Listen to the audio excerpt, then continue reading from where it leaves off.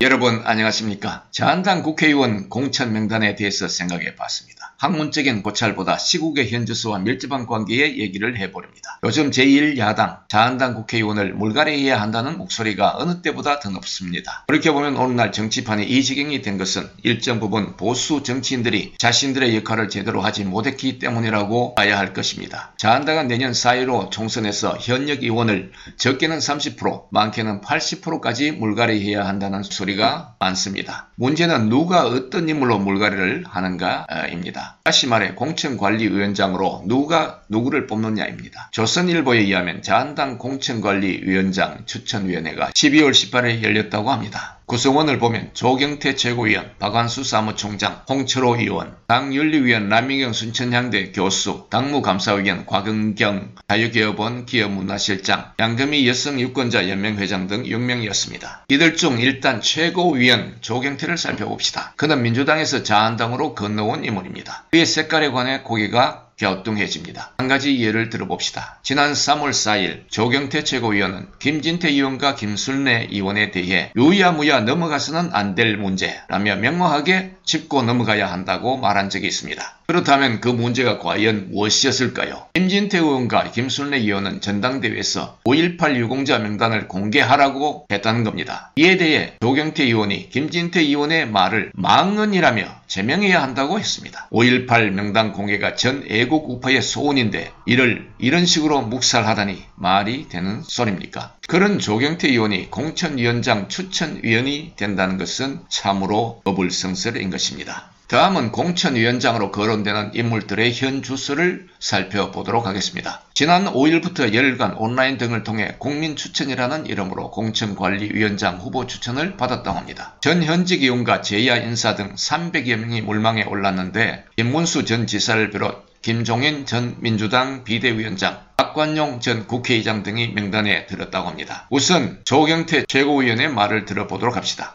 다수의 추천을 받았다고 공천관리위원장이 될 확률이 높다고 말할 수 없다. 추천수는 참고사항일 뿐이며 추천된 인물 중에서 당의 기준에 맞는 사람을 선정할 것이다 라고 했습니다. 조 최고위원이 말하는 당의 기준이 무엇인지 상당히 궁금합니다. 국회의원 공천자와 피공천자 인물 선정에 있어서도 여전히 구태의연함이 그대로 이어질 것 같은 예감이 듭니다. 물갈이를 하겠다는 진정한 의미가 상실되고 수년에 걸친 애국 우파분들의 나라 살리기 운동마저 말짱 도루묵으로 만들어버릴지도 모른다는 우려까지 듭니다. 우리나라 보수당에서는 선거 때만 되면 외부 인사 중심으로 공천심사위원회를 구성한다면서 정치원로를 선거위원장에 임명하고 공천을 일임하는 경향이 있어 왔습니다. 개파 간의 다툼을 해소하고 공정한 공천을 하기 위해서라고 하지만 외부 인사의 영입 자체가 올바르게 작동되어야 할 것입니다. 이번에 거론된 외부인사 공천관리위원장의 면면을 살펴보도록 합시다. 여전히 구태의원을 벗어나지 못하는 상황인 것 같습니다. 선거 때만 되면 박관용, 윤여준, 김종인, 박찬종 등이 거론되어 왔는데 이번에도 박관용, 김종인 이 두 분이 포함되어 있습니다. 그렇다면 이 두 분들에 관해서 간략하게 살펴보도록 하겠습니다. 박관용은 육선 의원이며 국회의장까지 지내신 분입니다. 정치 단수가 높아질수록 고매한 해안과 지혜를 전수해 주기를 바라는 것 자체가 아주 큰 모순입니다. 맑지 못한 정치사를 고려해보면 오히려 불의와 타협하는 두리뭉실 기술과 자신의 개파 집단을 거느리는 보스의 노하우를 전수받게 될 것입니다. 사실 박관용은 노무현의 후원자인 동시에 각종 비리에 연루된 박연차 전 태광실업 회장으로부터 불법 정치자금을 받은 혐의로 법적 심판을 받은 바 있습니다. 정체성이 다른 편으로부터 정치자금을 받은 것도 문제인데 더군다나 그것 자체도 불법이었습니다. 정치권에서는 더 이상 얼굴을 보이지 말아야 할 것입니다. 그럼에도 최근에 애국우파 집회 연사자로 나서기도 했습니다. 국민들이 깨어나야 한다면 제대로 깨어나야 합니다. 다음은 김종인 전 위원장을 살펴보도록 합시다. 새천년 민주당 공동선거대책위원장, 한나라당 비상대책위원, 새누리당 국민행복추진위원장, 더불어민주당 비상대책위원회 대표, 더불어민주당 선거대책위원장, 국민의당 개혁공동정부준비위원장을 역임했습니다. 여야를 마구 넘나들었음을 엿볼 수 있습니다. 다시 말해 색깔 구분이 명확하지 않다는 얘기가 됩니다. 앞으로 공산주의 주사파 신봉당이라고 불려지고 있는 민주당과는 확실한 구분이 있어야 할 것입니다. 오늘날 대한민국의 불행은 공산주의 주사파를 국회로 불러들인 과거가 크기 때문에 색깔 구분이 명확해야 한다는 소리죠. 걸핏하면 좌우를 아우르는 인물이란 말들이 썩어 빠진 정치인들의 입을 통해서 들려옵니다. 주사파라도 상관없다는 식이 되기에 삼가해야 하지 않을까요? 따라서 앞으로 보수파 국회의원의 자격 첫째 조건이 본인이 주사파냐 아니냐의 색깔이 분명해야 함은 물론이고 주사파를 괴멸시킬 수 있는 전투력을 갖춘 인물이어야 할 것입니다.